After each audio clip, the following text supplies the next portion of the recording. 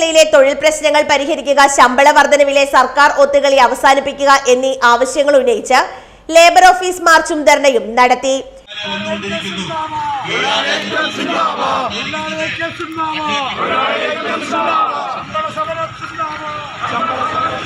AICC അംഗം advocate EM അഗസ്തി ഉദ്ഘാടനം ചെയ്തു.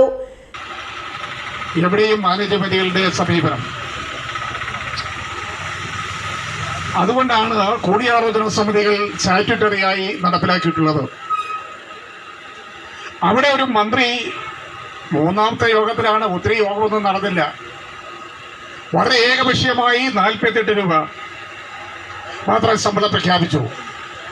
100 രൂപ ശമ്പള വർധന വേണമെന്ന് എല്ലാ യൂണിയനും ആവശ്യപ്പെട്ടു എന്ന് മാത്രമല്ല, വളരെ സവിശേഷമായ ഒരു കാര്യം, ഗവൺമെന്റിനെ അനുകൂലിക്കുന്ന CPM-ന്റെ ട്രേഡ് യൂണിയൻ സെക്രട്ടറിയായ CIT ആവശ്യം പറഞ്ഞത് 700 രൂപ ശമ്പളം വാങ്ങിച്ചു കൊടുക്കുകയാണ്. ഇപ്പം 448, എല്ലാം കൂടി ആയാൽ 500 രൂപയായി. ആട്ടെ, 700 പറഞ്ഞവരിപ്പോൾ എവിടെയുണ്ട്? 700 പറഞ്ഞവരെവിടെയുണ്ട് എന്നാണ് ഞങ്ങളുടെ.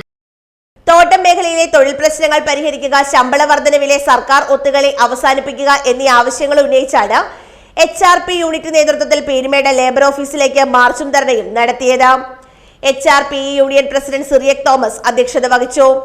HRP union working president PK Rajan, KPW union general secretary Shaji Painadath, PR Ayyappan, Shajahan Madathil, John P Thomas, K Vellathurai, Pappachan Varkey, Thomas Kutty Pullolickal, KC Sukumaran, PA Babu, Sasipillai, KG Rajan, KS Siddique, Manimekalai, M Sekharan, P Rajan, KN Najeeb, ആരോഗ്യരാജ് എന്നിവർ പ്രസംഗിച്ചു.